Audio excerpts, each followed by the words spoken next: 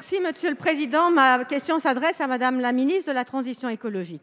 Madame la ministre, en mars 2016, le conseil municipal d'Éragny-sur-Epte, dans l'Oise, 606 habitants, a voté pour un projet d'installation éolienne sur sa commune. La manne financière en retour est effectivement attractive. Mais ces turbines de plus de 180 mètres de hauteur seront évidemment installées à la périphérie du village, touchant les communes voisines, leurs habitants, leur paysage et notre patrimoine.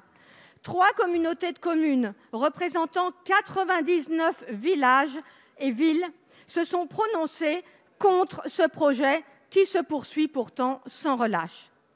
Dans ce combat, nous avions été soutenus par la préfecture ainsi que par vous-même, Madame la ministre, ce dont je vous remercie. Pourtant, le 14 décembre dernier, la Cour d'appel de Douai a décidé d'annoncer l'arrêté préfectoral et a demandé à la préfecture de reprendre l'instruction du dossier. Ce cas n'est pas isolé et on le retrouve dans de nombreux territoires des Hauts-de-France, mais pas seulement. De nombreux riverains et collectivités se trouvent dans cette situation. Malgré une opposition très large des populations, le projet risque donc de se faire à marche forcée. À défaut d'un droit de veto des maires, les mesures de la loi 3DS constituent des avancées. Mais elles ne s'appliqueront pas à ce type de situation conflictuelle auquel il faut pourtant répondre. Que comptez-vous faire alors, Madame la ministre, pour faire que ce projet qui fait la quasi-unanimité contre lui et pour tous les autres projets déjà en cours, n'y a-t-il pas un problème quand les textes actuels donnent raison à un seul village contre 3 communautés de communes et le gouvernement? Je vous remercie. Merci. La parole est à Madame Barbara Pompili, ministre chargée de la Transition écologique. Merci, Monsieur le Président. Madame la députée Agnès Thill, bien évidemment, vous comprendrez que quand la justice a rendu une décision, il ne m'appartient pas de la commenter. En revanche, sur la question du développement sur les territoires de l'éolien et des autres énergies renouvelables, là, bien évidemment, je peux vous expliquer ce que nous souhaitons faire. D'abord, toujours garder en tête que nous ne faisons pas ça pour le plaisir, que nous faisons ça tout simplement parce que nous en avons besoin. Nous avons besoin de baisser nos émissions de gaz à effet de serre, dont je rappelle que notre consommation d'énergie aujourd'hui en France, c'est aux 2/3 des fossiles, du gaz, du pétrole pour le carburant.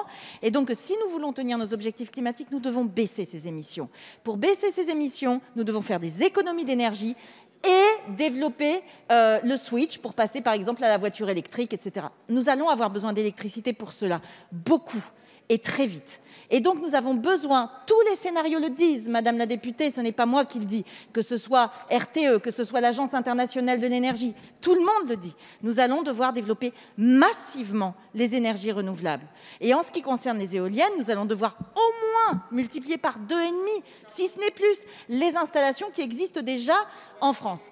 Maintenant, comment le faire mieux? Il y a eu des erreurs par le passé et ces erreurs, il faut essayer d'en tirer des leçons.